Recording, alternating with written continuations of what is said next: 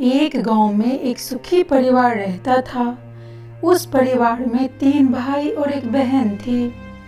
उनके माँ बाप उन चारों से बेहद प्यार करते थे, मगर बीच वाले बेटे से थोड़ा परेशान थे। बड़ा बेटा पढ़ लिख कर डॉक्टर बन गया था और छोटा बेटा भी पढ़ लिख कर इंजीनियर बन गया था, मगर बीच वाला बेटा बिल्कुल गंवार और आवारा किस्म का था। कुछ समय बाद उसके दोनों बेटे डॉक्टर और इंजीनियर ने शादी कर ली और महीनों के बाद ही उनकी बेटी की भी एक अच्छे घराने में विवाह हो गया, मगर बीच वाला बेटा अभी भी कुंवारा ही था। वह अनपढ़ था और कहीं पर मजदूरी का छोटा सा काम करता था।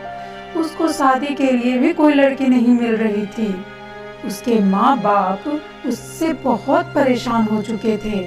अब जब भी उसकी बहन अपने मायके आती तो वह अपनी डॉक्टर और इंजीनियर दोनों भाइयों से मिलती थी, मगर बीच वाले भाई से बहुत कम मिलती थी, क्योंकि वह उसे ज़्यादा पैसे नहीं दे पाता था।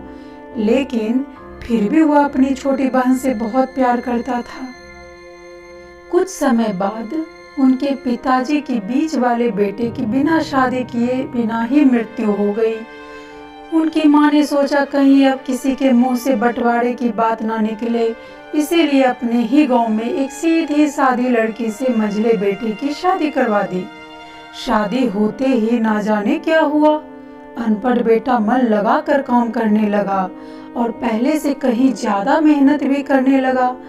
अब कोई भी पुराना दोस्त उसको मटर गश्ती के लिए बुलाने आता तो वह मना कर देता।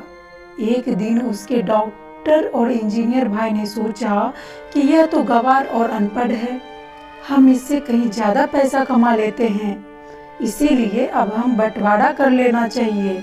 माँ के लाख मना करने के बाद भी दोनों बेटों ने बंटवारे की तारीख तय कर दी और उन्होंने अपनी बहन को भी बुला लिया था। तभी उनका गंवार भाई कहता है कि तुम लोग बंटवारा कर लो, मुझे जो बचे वो दे देना या ना देना, मैं शाम को आकर अंगूठा लगा दूंगा। तभी उसकी बहन कहती है, अरे बेवकूफ, तू तो हमेशा से बेवकूफ ही रहेगा, जमीन का हिस्सा तो आमने सामने बैठकर होता है। और उसकी माँ भी उसे काम पर जाने से रोकती है।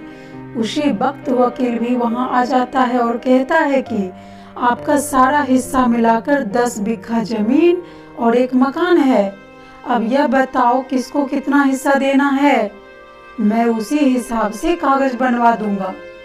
तभी गंवार भाई कहता है, वकील साहब 5-5 बीघा जमीन हमारे दोनों भाइयों के नाम लिख दो और यह हमारा घर है, मेरी प्यारी बहन के नाम लिख दो।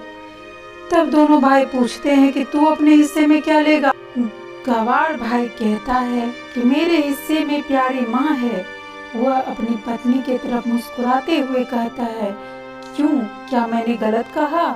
उस गंवार और अनपढ़ की पत्नी अपनी सास से लिपट कर कहती है, माँ से बड़ी वसीयत क्या होगी मेरे लिए। उसी वक्त उसका गंवार पति भी अपनी माँ से लिपट जाता है। गंवार बेटे और बहू के प्यार ने जमीन जायदाद के बंटवारे को एक सन्नाटे में बदल दिया।